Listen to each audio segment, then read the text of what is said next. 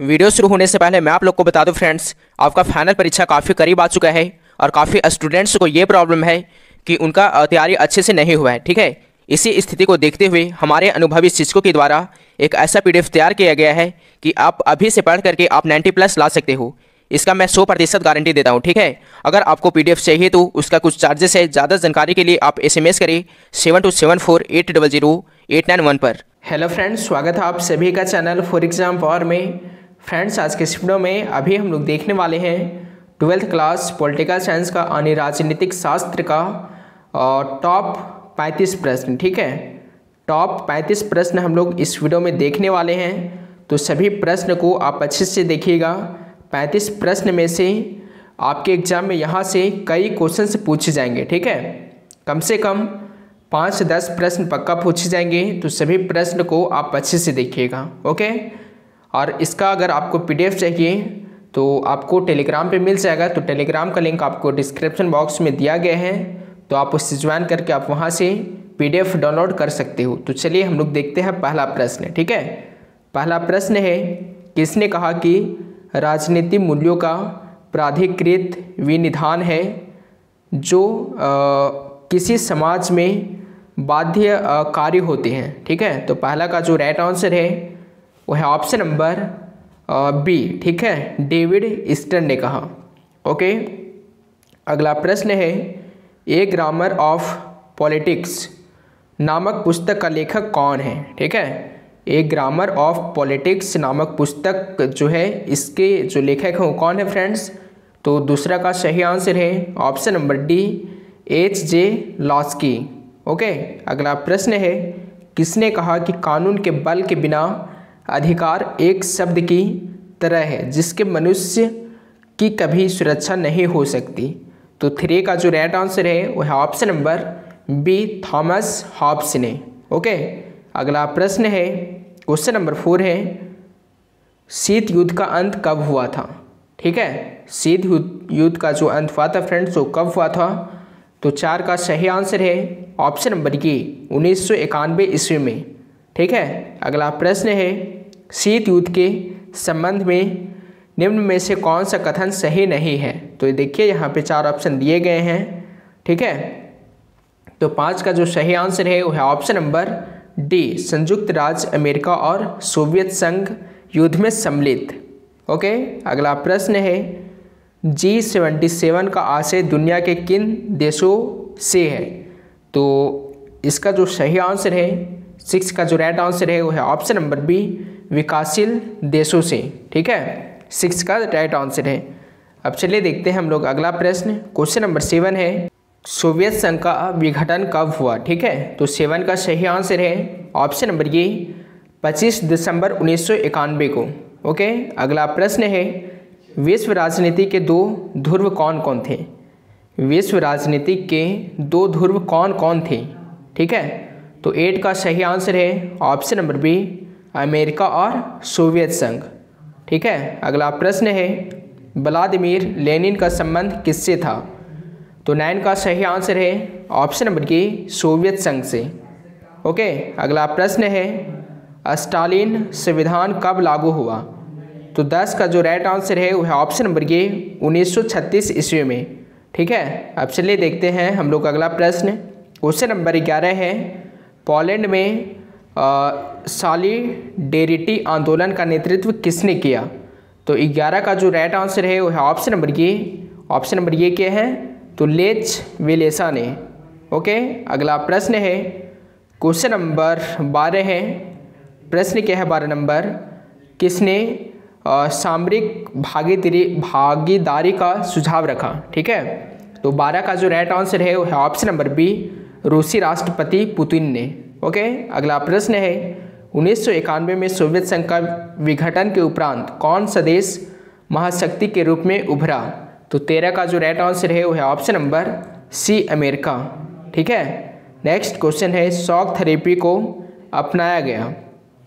तो 14 का जो राइट आंसर है वो है ऑप्शन नंबर E, 1990 ईस्वी में। ठीक है, अगला प्रश्न है, क्वेश्चन नंबर 15 है, अमेरिका के किस राष्ट्रपति की शांति का नोबेल पुरस्कार प्रदान किया गया। तो 15 का सही आंसर है option number A Barack Obama को। ठीक है, नेक्स्ट क्वेश्चन है, कुवैत को किस राज्य के अवैध चंगुल से युक्त कराया गया। ठीक है, कुवैत को किस राज्य के अवैध चंगुल से मुक्त कराया गया।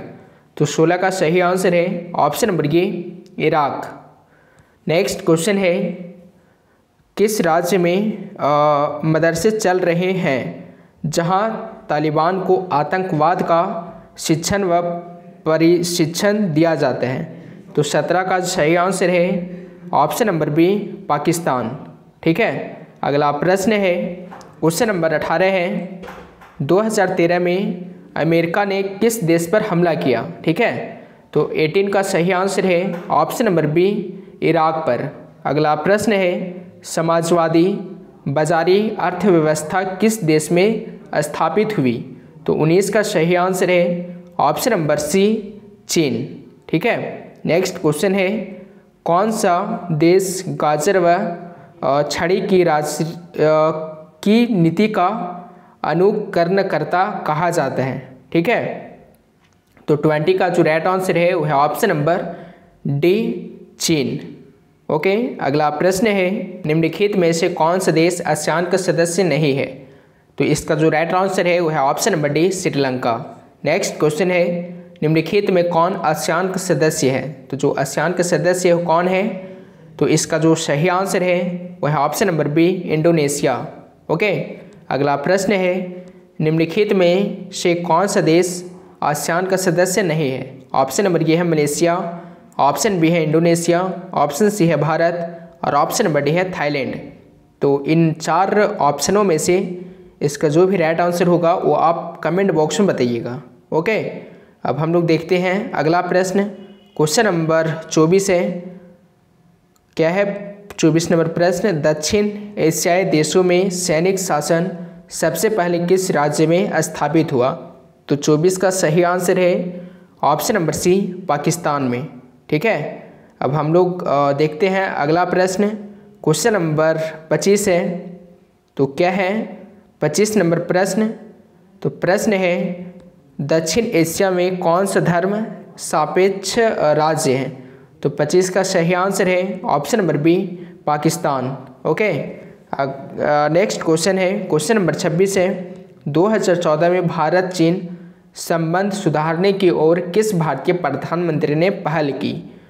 तो 24 का सही आंसर है 26 का जो राइट आंसर है वह है ऑप्शन नंबर बी। ठीक है, नरेंद्र मोदी ने।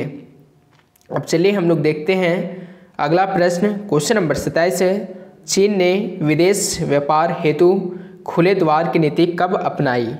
तो 27 का जो सही आंसर है वह है ऑप्शन नंबर ए 1978 ईस्वी में। ठीक है, अगला प्रश्न है, क्वेश्चन नंबर 28 है, अंतर्राष्ट्रीय मुद्रा कोष का मुख्यालय कहाँ है।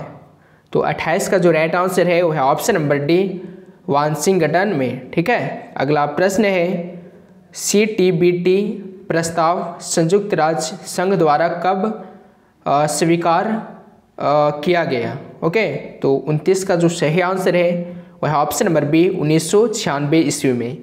अगला प्रश्न है, अंतर्राष्ट्रीय न्यायालय का मुख्यालय कहाँ अवस्थित है।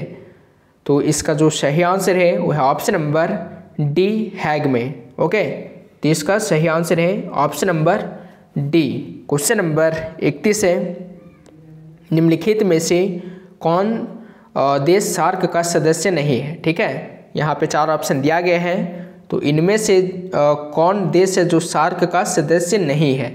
तो 31 का सही आंसर है ऑप्शन नंबर डी थाईलैंड। ठीक है, अगला प्रश्न है, क्वेश्चन नंबर 32 है, सार्क का मुख्यालय कहाँ है। तो 32 का जो राइट आंसर है वह है option number D Kathmandu. Next question है, संयुक्त राष्ट्र पदबंध की रचना किसने की। तो 33 का जो राइट आंसर है वह है ऑप्शन नंबर ये FD रूजवेल्ट ने। ओके, अगला प्रश्न है, किसी गैर सरकारी संगठन को तदर्थ मान्यता कौन दे सकता है। ठीक है, तो 34 का सही आंसर है ऑप्शन नंबर ए महासचिव। ठीक है, अगला प्रश्न है, क्वेश्चन नंबर 35 है। 35 नंबर प्रश्न क्या है, विश्व व्यापार संगठन निम्नांकित में किस संगठन का उत्तराधिकारी है? तो 35 का सही आंसर है option number A, general agreement on trade and tariff. ठीक है, 35 का सही आंसर है। तो आज के लिए इतना है फ्रेंड्स, तब तक के लिए बाय।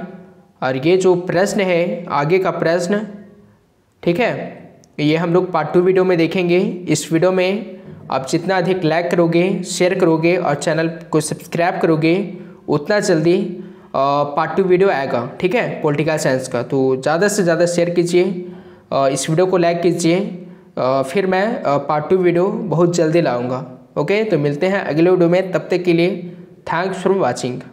आपका फाइनल परीक्षा काफ़ी करीब आ चुका है और काफ़ी स्टूडेंट्स को ये प्रॉब्लम है कि उनका तैयारी अच्छे से नहीं हुआ है। ठीक है, इसी स्थिति को देखते हुए हमारे अनुभवी शिक्षकों के द्वारा एक ऐसा PDF तैयार किया गया है कि आप अभी से पढ़ करके आप 90+ ला सकते हो। इसका मैं 100% गारंटी देता हूँ। ठीक है, अगर आपको PDF चाहिए तो उसका कुछ चार्जेस है। ज़्यादा जानकारी के लिए आप SMS करें 7274800891 पर।